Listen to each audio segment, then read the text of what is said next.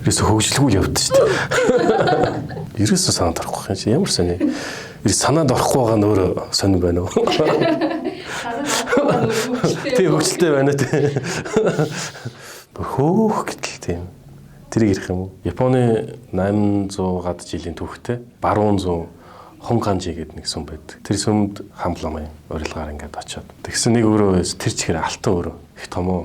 Тэгсэн саяхан сэргийн цэцэрлээд дуслаа 80 кг алт орсон гэдэг. Тэр бол ерөөсө сэргийн цэцэрлээд хэдэн жилдээ юм те сэргийн цэцэрлээд дуусч байгаа.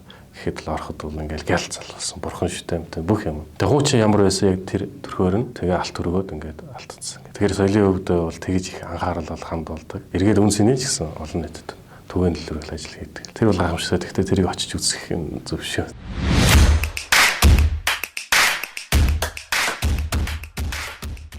За намайг Одхүүгийн ангарах сүрэн гэдэг соёлын үеийн сэргийн сурлагч, консерватор мэргэжилтэй. За одоо бол Дэлхийн өв орхны хөндийн соёлын дурсгалт газрын хамгаалтын захиргаанд бол мэргэжилтэн. За үндсэн намын сэргийн сурлагчаар ажиллаж байна.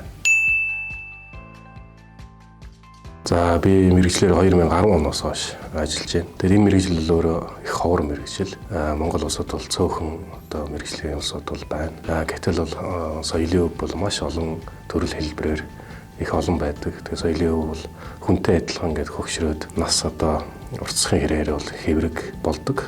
За тэгэхээр гэмтлийг нь одоо зогсоох, тэрний хариу арга хэмжээ авах, сэргийн сурлах юм шаардлага бол үүсдэг. Тийм учраас одоо энэ соёлын өвийг одоо хамгаалах, хойч үедээ яг өвлөлөө уламжлуулахад бол энэ мэргэжил чухал юм а гэд өөрөө бодсны үндсэн дээр энэ мэргэжлийг сонгоод ингээд ажиллаж байна л та.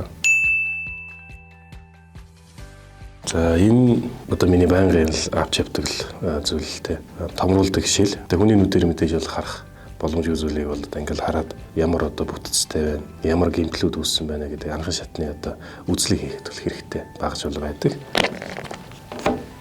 За энэ бол гэрлийн хэмжилт хийдэг багж байгаа. Соёлын өвд бол маш олон хүчин зүйлээс шалтгаалаад бол гэмтэл бол үүсдэг. Түүний нэг нь бол одоо гэрэл байдаг, зохиомл гэрэл, байгалийн гэрэл байдаг. Тэгэхээр одоо соёлын өв тэр дундаа зөөлөн идэл, цаас, шимийн будгаар будагдсан органик материалуудыг бол тодорхой стандартын дагуу люкс одоо хэмжээсийг бол зааж өгч тодорхой люксд бол хадгалах, дэлгэн үзүүлэх юм шаардлагатай байдаг. Тэр стандартыг тодорхойлох одоо энэ багажил байж байна. Өргөн одоо хэрэглэгдэх юм багажил байгаа.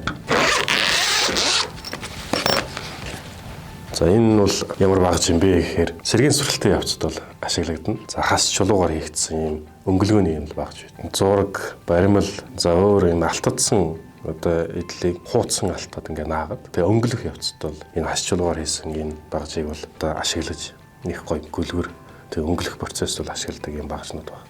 За энэ миний өдөр тутам хэрэгжилж байгаа шил байна. Энэ бол хөх гэрлийн одоо хамгаалттай шил байгаа. Мэдээж бол хүн бол одоо гараа утас тэгэл компьютер бол өдөр болгон ашиглаж байгаа.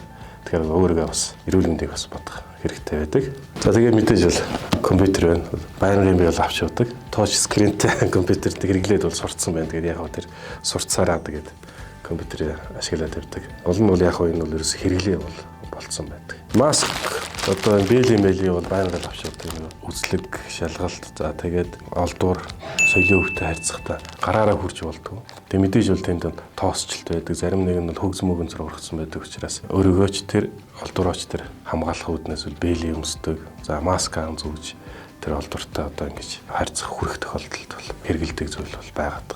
За энэ ширийн дээр байгаа зүйлүүд бол одоо энгийн хэрэглээний зүйлүүд ингээ байна.